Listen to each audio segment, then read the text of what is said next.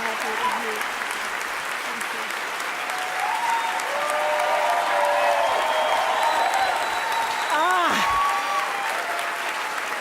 Thank you. Thank you. Thank you. Thank you all.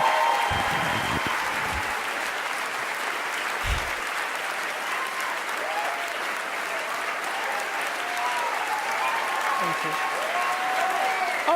Okay. Thank you, Reese.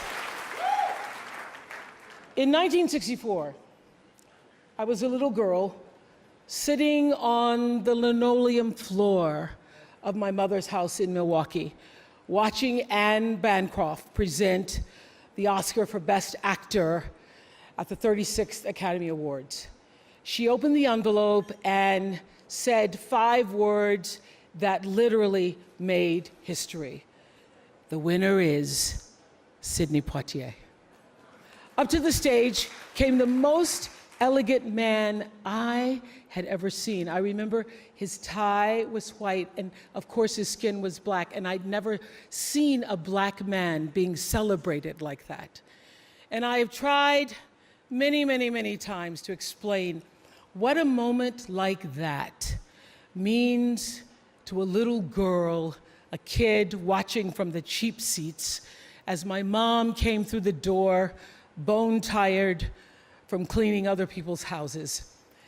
But all I can do is quote and say that the explanation in Sidney's performance in Lilies of the Field, amen, amen, amen, amen.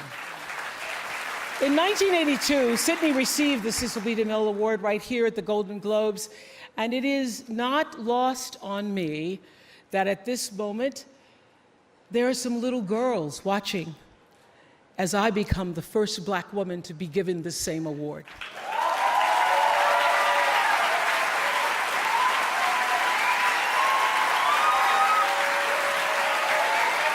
It is an honor. It is an honor, and it is a privilege to share the evening with all of them, and also with the incredible men and women who've inspired me, who've challenged me, who've sustained me, and made my journey to this stage possible. Dennis Swanson, who took a chance on me for AM Chicago. Quincy Jones, who saw me on that show and said to Steven Spielberg, yes, she is Sophia in The Color Purple. Gail, who's been the definition of what a friend is, and Stedman, who's been my rock, just a few to name. I'd like to thank the Hollywood Foreign Press Association, because we all know that the press is under siege these days. But we also know that it is the insatiable dedication to uncovering the absolute truth that keeps us from turning a blind eye to corruption and to injustice, to tyrants and victims and secrets and lies.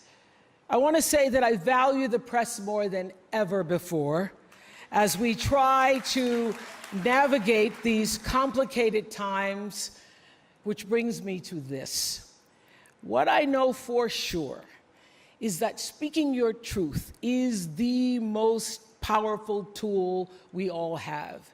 And I'm especially proud and inspired by all the women who have felt strong enough and empowered enough to speak up and share their personal stories.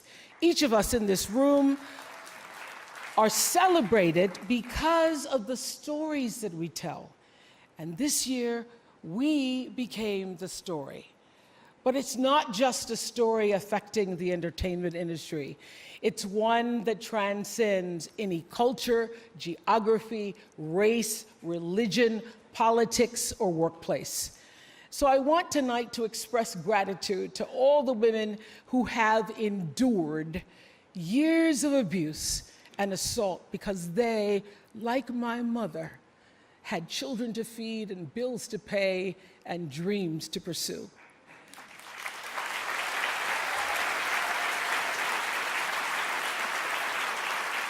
They're the women whose names we'll never know. They are domestic workers and farm workers. They are working in factories, and they work in restaurants, and they're in academia and engineering and medicine and science. They're part of the world of tech and politics and business. There are athletes in the Olympics, and there are soldiers in the military. And there's someone else, Recy Taylor. A name I know, and I think you should know too. In 1944, Recy Taylor was a young wife and a mother.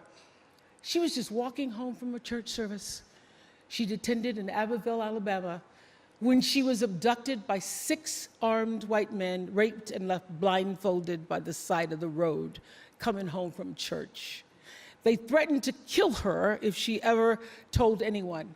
But her story was reported to the NAACP, where a young worker by the name of Rosa Parks became the lead investigator on her case. And together, they sought justice. But justice wasn't an option in the era of Jim Crow. The men who tried to destroy her were never persecuted. Recy Taylor died 10 days ago, just shy of her 98th birthday. She lived, as we all have lived, too many years in a culture broken by brutally powerful men.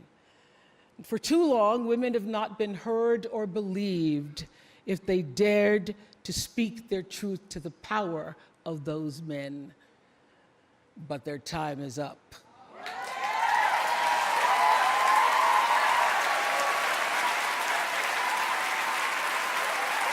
Their time is up.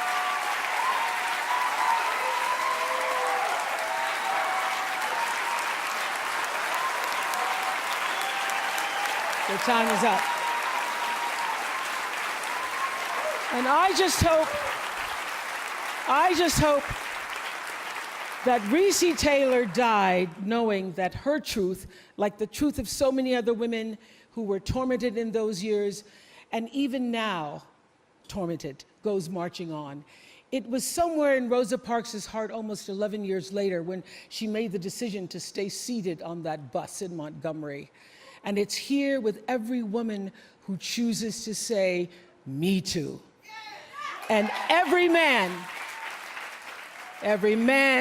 who chooses to listen.